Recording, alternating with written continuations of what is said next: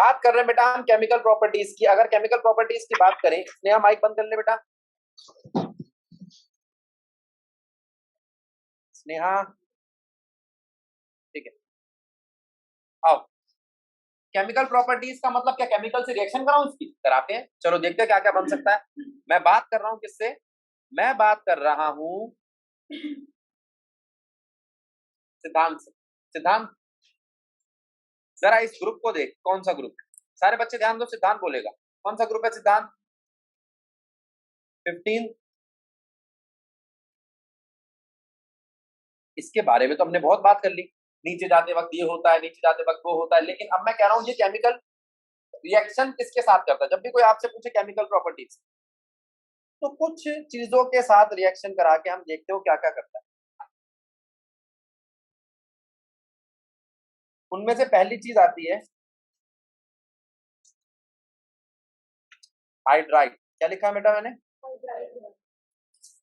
Hydride का मतलब 15 group का एलिमेंट हाइड्रोजन के साथ। 15 ग्रुप का एलिमेंट हाइड्रोजन के साथ। ठीक है।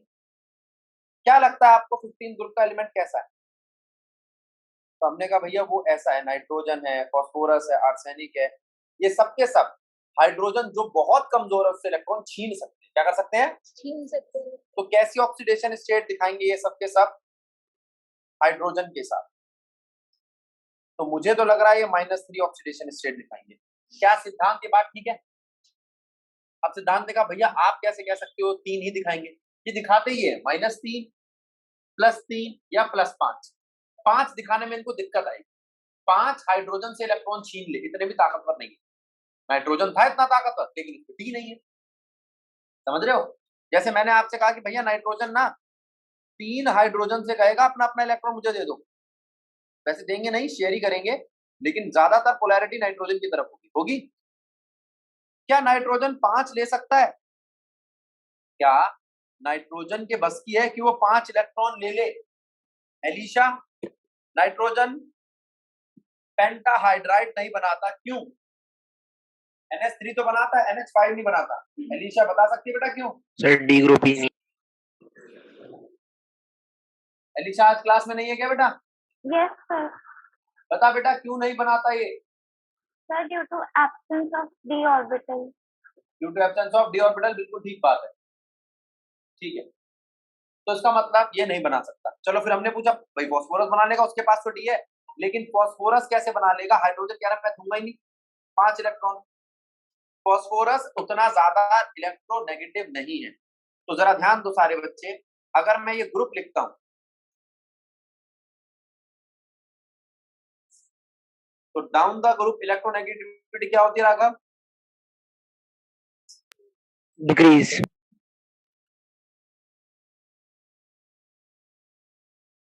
अच्छा ठीक, खत्म कर दी कहानी। अब क्या करें? हमें पता चल गया हाइड्राइड कैसे बनते हैं, सिर्फ 3 बनते हैं।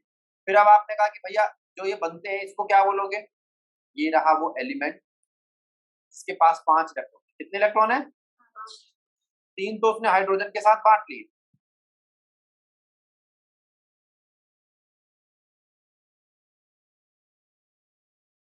सुकृति ठीक बनाया। और पी के कितने दिख रहे हैं? 8। क्या स्टेबल है? बिल्कुल। एग्जाम्पल देखना, क्या आप NH3 बना लोगे? क्या इंपॉर्टेंट बात? एक लोन पेयर। क्या है इंपॉर्टेंट बात? क्या लोन पेयर को स्टेबल रखेगा? ना। क्या इसकी वजह से परेशान रहेगा? हाँ। क्या लोन पेयर की वजह से कई सारी चीजें आएंगी इसके सामने? हाँ। अब इस वर्ड को समझो, क्या लिखा है बेटा मैंने? स्टेबिलिटी को खराब करता है, ठीक है। बॉन्ड एंगल बढ़ाता है ना, घटाता है। बॉन्ड एंगल को खराब करता है। बॉन्ड लेंथ इसको बढ़ाता है। बॉन्ड लेंथ को इंक्रीज करता है। किसको इंक्रीज करता है? Bond length. क्या बेटा? बेटा एक बात सुनो, एक बच्चा पूछ रहा है, हाँ बॉन्ड बनाता हूँ, देख अभी कोई बात नहीं, इसका डाउट है ये, बताता हूँ, बना के दिखाता हूँ, ठीक है।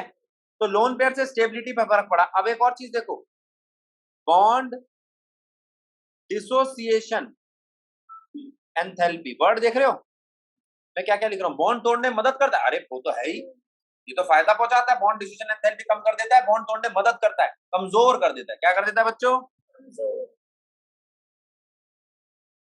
अब सब बच्चे पहले हाइड्राइड देखो, एक टेबल में हम सबसे पहले इनके हाइड्राइड लिख रहे हैं। देखो NH3, PS3, arsenic H3, antimony H3,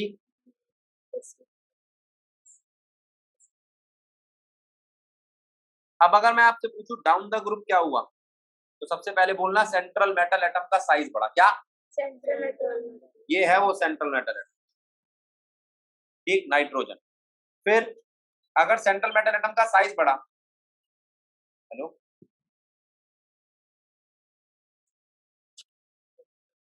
तो down the group size of central metal atom increase. इसकी वजह से पता क्या होगा?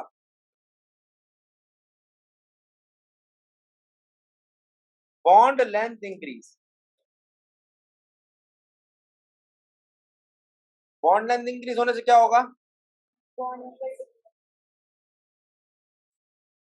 बॉन्ड एंगल कम हो जाएगा। ये क्या बकवास है? कैसे बॉन्ड लेंथ कम होने से बॉन्ड एंगल कम हो सकता है? उसकी बात करेंगे अभी। अच्छा, ये 3 पॉइंट तो मिला लिए हमने। और ये जो ये है ना, nitrogen, phosphorus, arsenic, antimony, bismuth, यही है आपके सेंट्रल मेटल एटम, ठीक है, सेंट्रल मेटल एटम, ठीक है बेटा। चलो नहीं, अब बॉन्ड एंगल हो गया, बॉन्ड लेंथ हो गई, साइज ऑफ एटम हो गया, सेंट्रल मेटल एटम, और बॉन्ड डिसोसिएशन एंथैल्पी।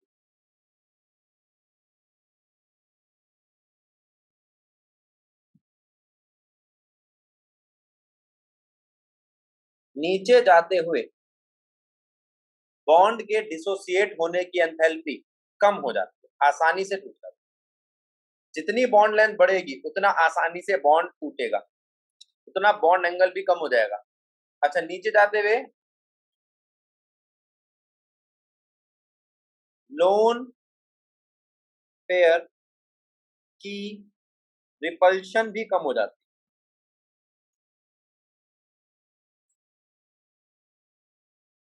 ठीक है बेटा। सर इसका रीजन एटॉमिक साइज भी तो हो सकता हाँ, एटॉमिक साइज या सेंट्रल मेटल एटम बोल दिया ना, अब ये कंपाउंड हो गए ना, तो इसलिए एटॉमिक साइज अलग से नहीं बोलते। है। और क्या करें? नीचे जाते, बॉन्ड लेंथ हो गई, बॉन्ड डिस्टेंस एंथैल्पी हो गई, एक रेडियस, सॉलिबिलिटी। क्या लग रहा है सॉलिबिलिटी किस पे डिपेंड करेगी? किस पे डिपेंड करेगी? बॉन्ड डिस्टेंस स्टेबिलिटी, एंथैल्पी पे डिपेंड कर सकती है। जितनी जितनी आसानी से बॉन्ड टूटेगा, इतनी उतनी सॉलिबिलिटी बढ़नी चाहिए। लेकिन एक एक्सेप्शन है। क्या है वो एक्सेप्शन? मैं आपको सॉलिबिलिटी को अलग अलग लाइन में डाल रहा हूँ, ये सॉलिबिलिटी वाले ना सब एक्सेप्शन पे रहेंगे। जो NH3 है ना, NH3, उसकी सॉलिबिलिटी एक्सेप्शनली ज्यादा होगी, हाइड्रोजन बॉन्डिंग उसकी सॉलिबिलिटी बढ़ा देगा। कौन बढ़ा देगा बच्चों? X bonding. और कोई फैक्टर बताओ। थर्मल स्टेबिलिटी नीचे जाते वक्त कमजोर होगी, क्योंकि बॉन्ड जल्दी टूट रहा है। Thermal stability decrease. और अब नीचे आ जाओ, पोलैरिटी। हाँ, मेल्टिंग पॉइंट, बॉइलिंग पॉइंट भी ले लूं मैं।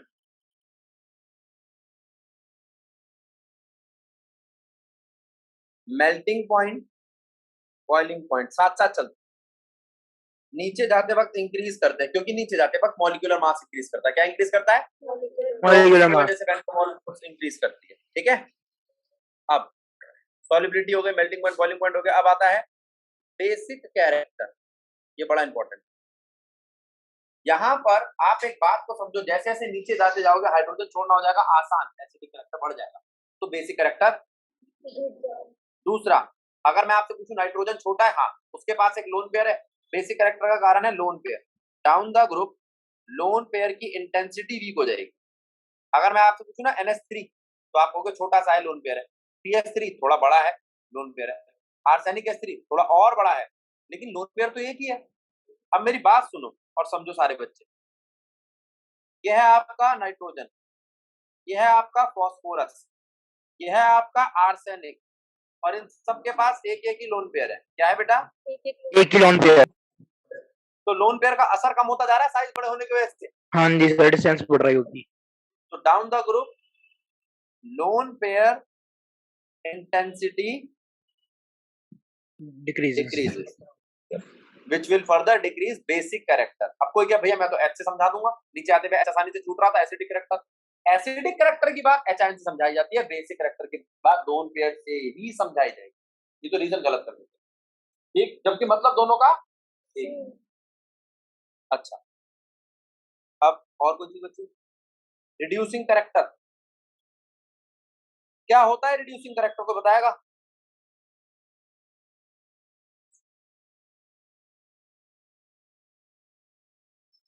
ऑक्सीडेशन का उल्टा।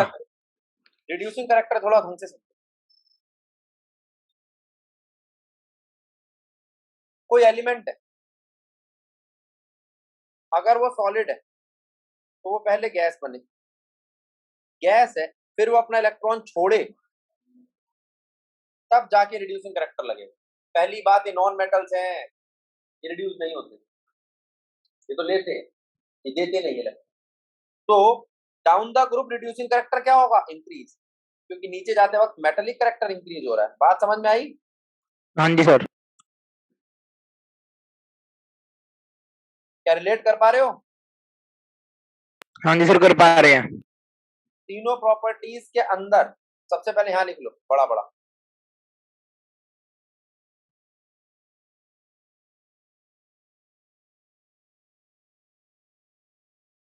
Solubility, melting point, boiling point, exceptionally high. क्या?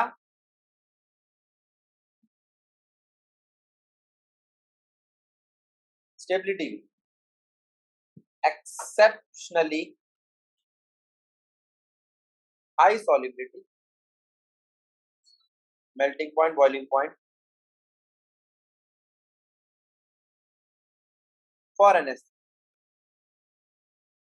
Due to inter molecular hydrogen bonding. क्या बात समझ में आई?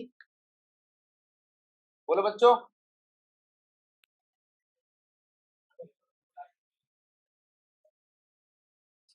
आप सब बच्चे एक बार इस पे ध्यान दो।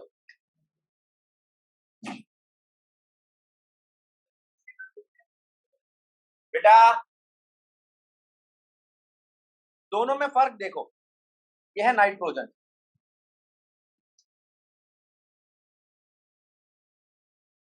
और यह है फॉस्फोरस।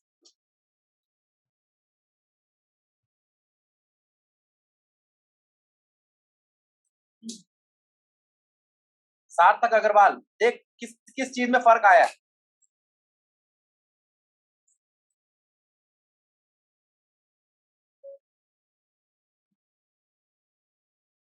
सार्थक अग्रवाल। हाँ भैया, नाइट्रोजन और फॉस्फोरस में आया। वो तो आया ही है, और उससे हाँ। किस किस चीज में फर्क आया? क्या लोन पेयर में फर्क आया? हाँ। नहीं। क्या सेंट्रल मेटल एटम के साइज में फर्क आया? हाँ। उसकी वजह से बॉन्ड लेंथ बढ़ी? हाँ। बॉन्ड तोड़ना आसान हो गया? हाँ। H आसानी से छोड़ देगा? हाँ।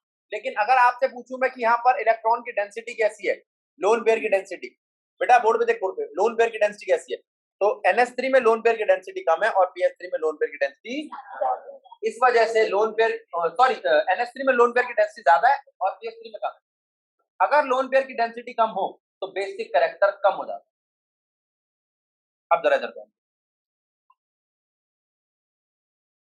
जिसके पास लोन पेयर है, क्या है, वो क्या अपने इलेक्ट्रॉन डोनेट करेगा? इलेक्ट्रॉन मतलब नेगेटिव, नेगेटिव देगा, नेगेटिव। अब इधर ध्यान दो। अब मैं आपको एक कॉन्सेप्ट बता रहा हूं, वो है एसिड का,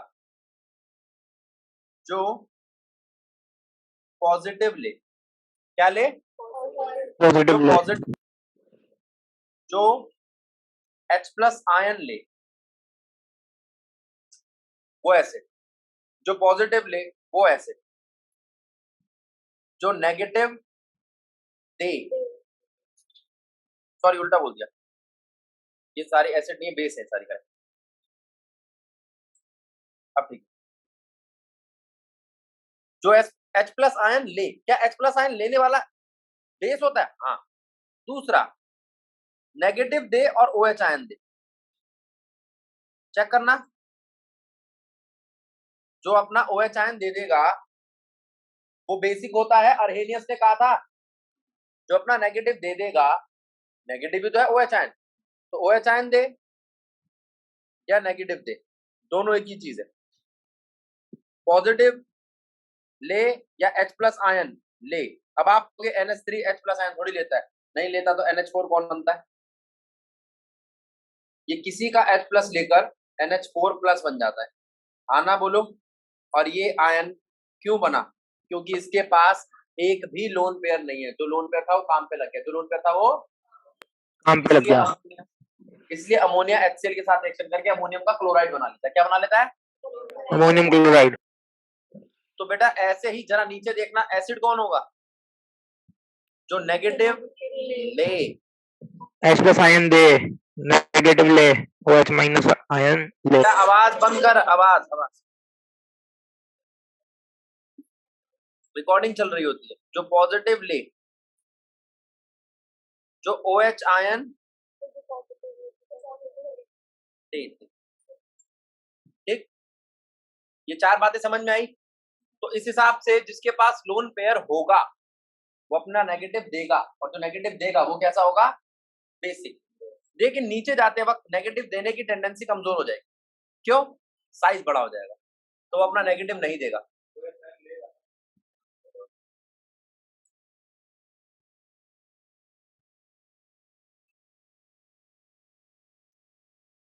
हाँ? ठीक, खत्म कहानी। क्या ये एसिड और बेस की बात समझ में आ गई?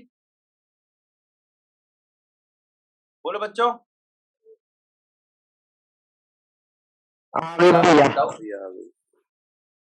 चलो, यहां तक हमने बातें समझ ली कि क्या है हमारे पास NH3 BH3 H ion OH ion basic acidic character. आगे बढ़ रहे हैं,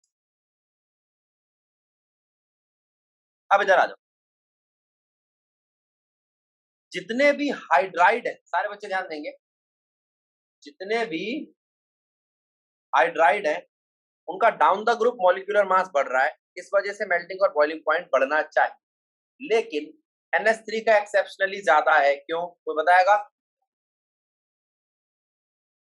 H bonding, inter molecular hydrogen bonding. आवाज बहुत अजीब सी आ रही है तेरे माइक से, कुछ ठीक कर। और अगर मैं यहां पर कहूं डिस्टेंस E और H का, डिस्टेंस का मतलब यहाँ पे बॉन्ड लेंथ है, क्या है यहाँ पर ये? और बॉन्ड लेंथ का मतलब जैसे जैसे आप नीचे जाते जाओगे बॉन्ड लेंथ बढ़ती जाएगी, इसमें कोई दो राय नहीं है। EHE ये एंगल है, जैसे जैसे बॉन्ड लेंथ बढ़ती जाएगी एंगल छोटा होता जाएगा, इसको समझा रहा हूं, जरा ध्यान देना। अभी हर्ष ने कहा कि भैया ये रिपेल करता है क्या? हाँ, ये मैंने नहीं कहा, ये valence shell electron pair repulsion theory कह रही है। वो कहते हैं लोन पेयर बहुत ज्यादा रिपेल करता है बॉन्ड, लोन पेयर बहुत ज्यादा रिपेल करता है किसको? और उसको दबाता है, दो तरफ से दब रहा है, दबने से एंगल छोटा होगा। लेकिन अगर बॉन्ड बड़ा कर दूं तो वो और दबाएगा, और वो कहेगा तो मेरे पास जगह भी है, मैं आपको और दब जाऊंगा। तो जितना बड़ा करता जाऊंगा उतना ये एंगल छोटा होता जाएगा, ठीक है, क्योंकि दबाना आसान हो जाएगा। क्या लोन पेयर बड़ा नहीं होता? लोन पेयर तो उतना ही रहता है, वो तो फास्फोरस के ऊपर बैठा हुआ है, वो दबाता रहेगा, जितनी बॉन्ड लेंथ बड़ी उतना उसे दबाने में आसानी रहेगी। फिर उसने कहा कि क्या ये रिलेशन देखा आपने,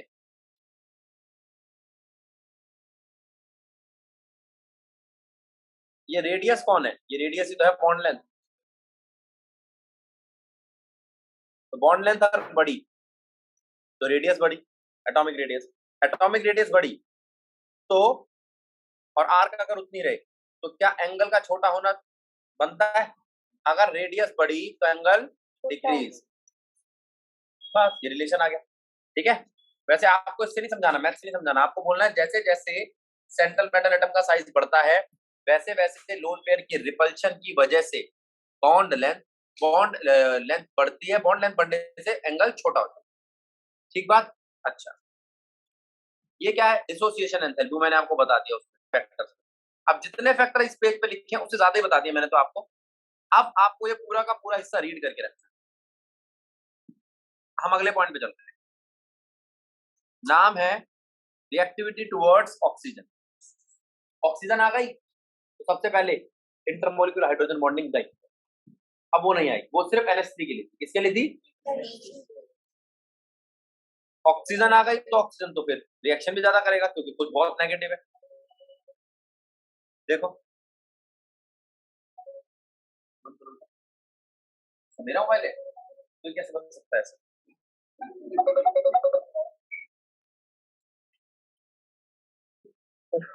तो बेटा मैं यहाँ पे ये कह रहा हूं कि अगर मैं ऑक्सीजन के साथ रिएक्शन कराऊं तो देखना जरा,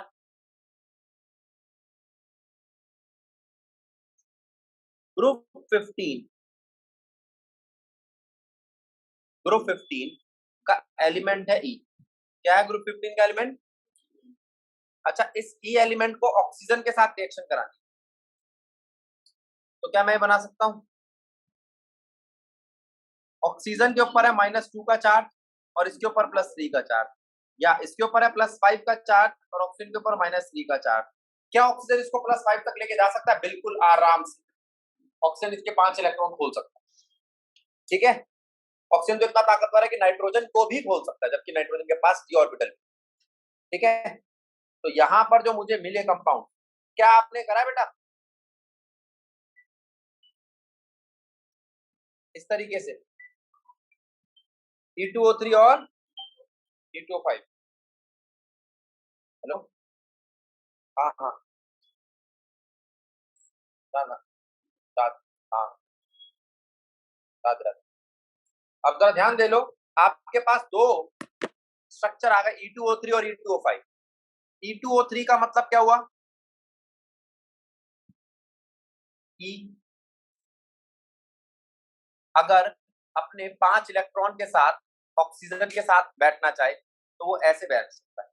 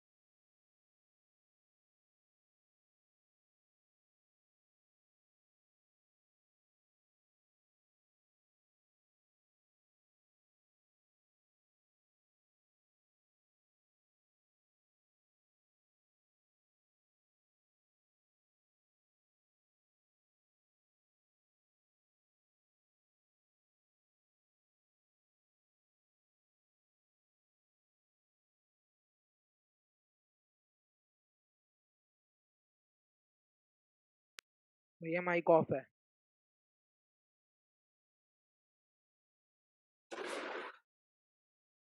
अब देखिए बेटा आ रही है आवाज? हाँ जी आ रही है। देख नाइट्रोजन देख, पहले सबसे पहले नाइट्रोजन के पास 5 इलेक्ट्रॉन होते हैं हाँ जी, और इस वाले नाइट्रोजन के पास भी 5 ही होंगे। हाँ जी सर होंगे। अब देखो, अब देखो इस वाले को मैं दूसरे कलर से बना रहा हूं, ये लो, इसके इलेक्ट्रॉन देखना आप, पहले वाले के इलेक्ट्रॉन कहाँ हैं? ये रहे, पांचों दिखाई दे रहे हैं। अब जो दूसरे वाला है वो कह रहा है कि भैया मैं तेरे से एक तो बांट लूंगा, एक मैं अपने दोनों के दोनों तेरे को ही दे रहा हूँ, तू रख ले, मुझे नहीं चाहिए। 5 दिख रहे हैं आपको हाँ जी सर दूसरे दिख रहे नाइट्रोजन हैं। के, और अब ऑक्सीजन के देखो। जब कोई ऐसा बॉन्ड आए, ऐसा जो एक ही दोनों दे रहा हो अपने, तो उसे कहते हैं डेटिव बॉन्ड। कौन सा बॉन्ड कहते हैं? Dative bond. क्लियर है? यस सर क्लियर है। आओ तो जरा इधर ध्यान दो।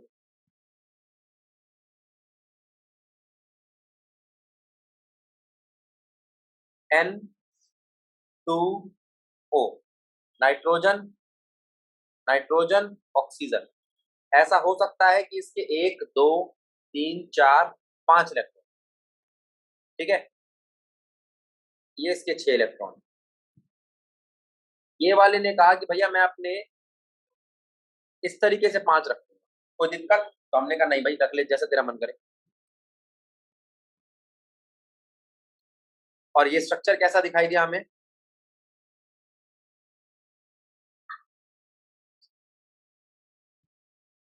क्लियर है बच्चों? हाँ जी सर क्लियर है।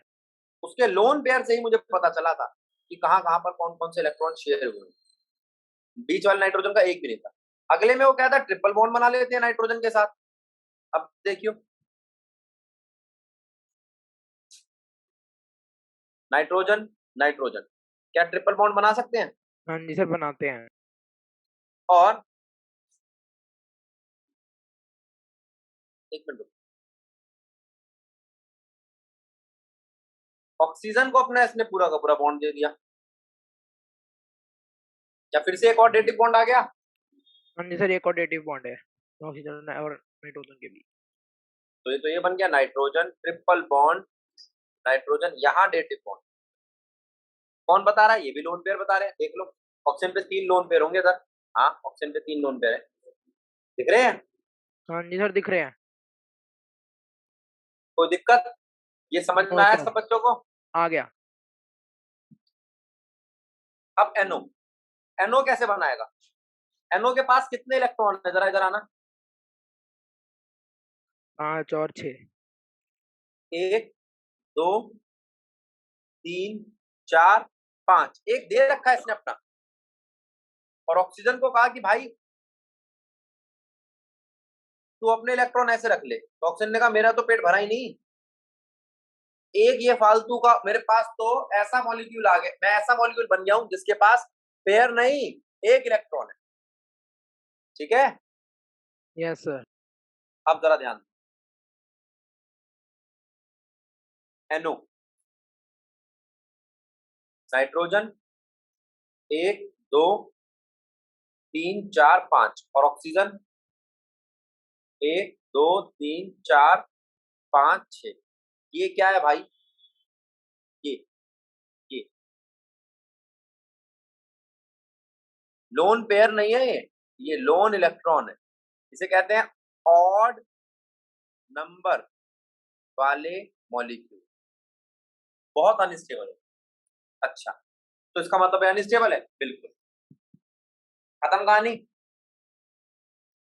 फिर मैंने आपसे कहा इसका बॉन्ड स्ट्रक्चर बनाना, N double bond O,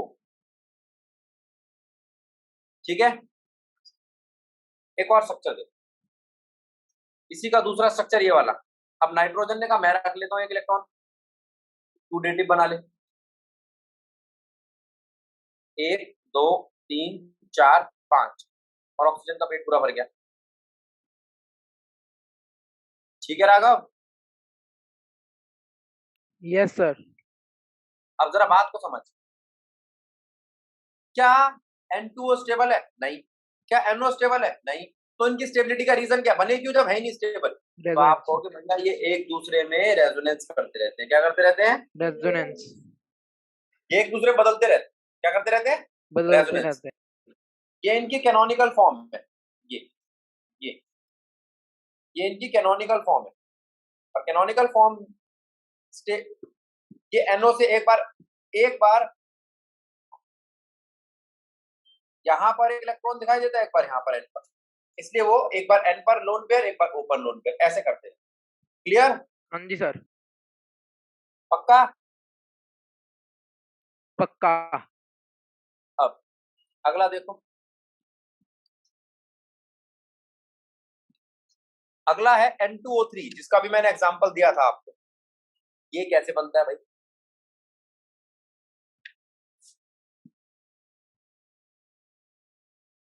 N2O3, ठीक है।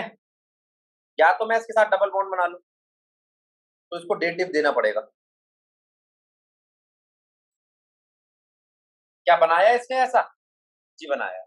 पहला स्ट्रक्चर यही है। अब मैं इसको बना के दिखाऊं, इलेक्ट्रॉन देखना सब बच्चे। नाइट्रोजन के इलेक्ट्रॉन 1 2 3 4 5 दिख रहे हैं।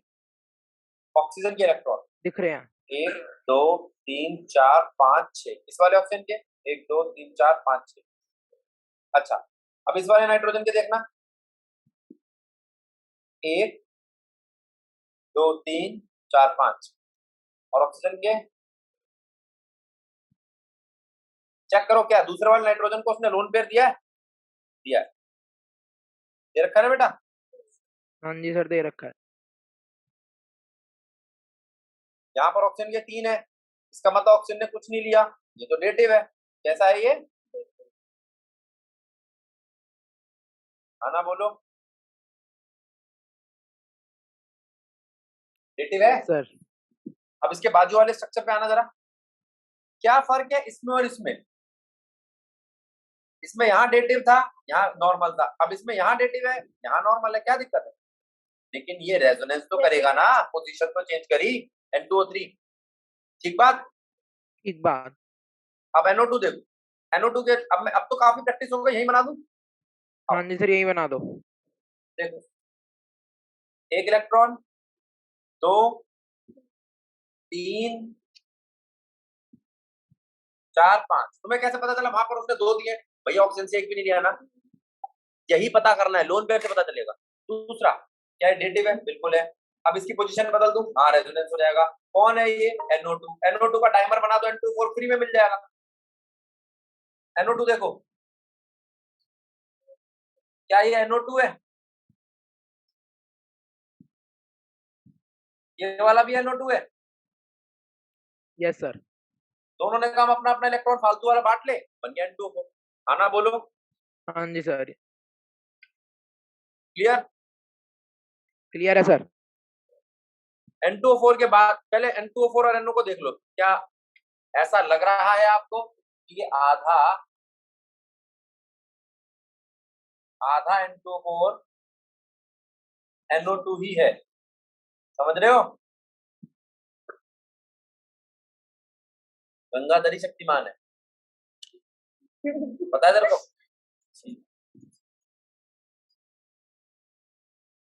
अब N2O5,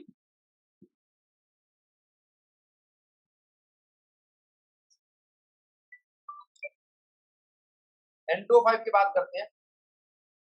दोनों नाइट्रोजन। N2O5 देखो बेटा, N N एक ऑक्सीजन बीच में रखा है, इससे बॉन्ड बन जाए। एक इधर बॉन्ड बना रहा है और एक इधर, डेटिव, ठीक है। Yes sir. अब जरा इसको कंपेयर करो, फिर से सारे स्ट्रक्चर देखो एक मिनट के लिए, फिर मैं आगे। ये जो properties, melting point, boiling point, distance मैंने आपको बताया, क्या ये सब आप ऑक्साइड पे लगा लोगे? लगा लेंगे। Oxide, halide. हैलाइड को मैं बताता हूँ एक बारी, हैलाइड कैसे बनते हैं भाई। एक 15 ग्रुप का एलिमेंट 3 हैलोजन के साथ रिएक्ट कर सकता है, ठीक है। और क्या बनाएगा? Try halide. क्या बनाएगा? क्या 5 के साथ कर सकता है? बिल्कुल। हैलोजन भी बहुत ताकतवर होते हैं, ये भी एक्साइड कर सकते हैं 5 तक। और क्या बनाएगा? लेकिन नाइट्रोजन पेंटाहाइलाइड नहीं बना पाता, क्योंकि उसके पास वेकेंट डी ऑर्बिटल नहीं है। क्या नहीं है?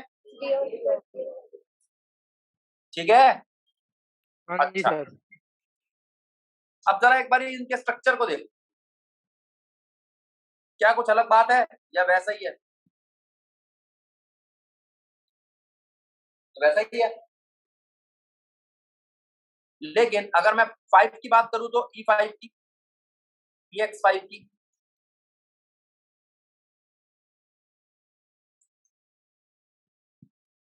ये स्ट्रक्चर थोड़ा अलग है। कैसा है? बीच में तो एक ट्राइगोनल बना है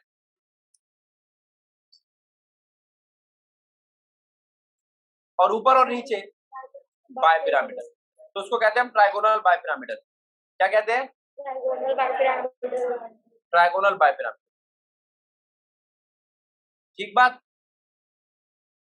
बायपिरामिडल में ये 90 डिग्री लेकर बैठा है,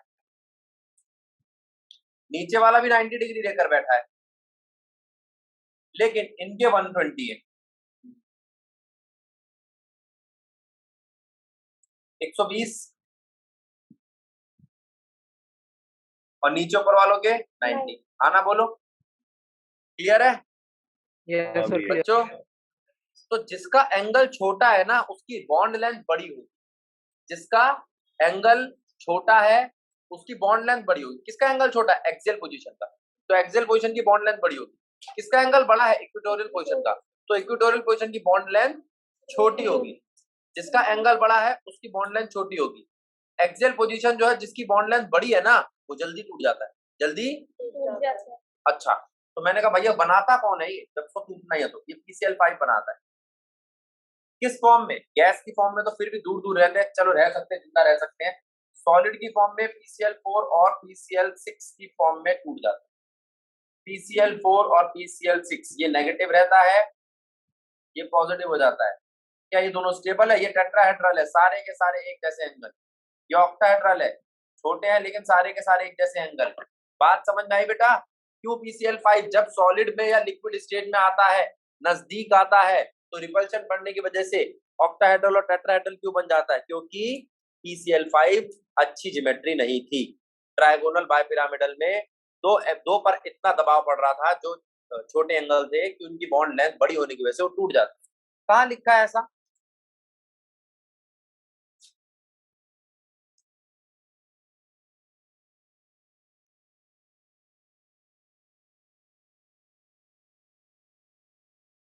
ये लिखा, ठीक है।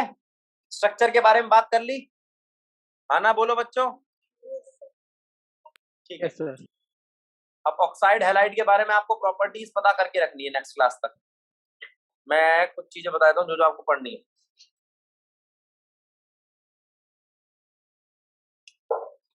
बस नाइट्रिक एसिड पे आके छोड़ देना, पहले नाइट्रिक एसिड तक का सारा काम करके रखना।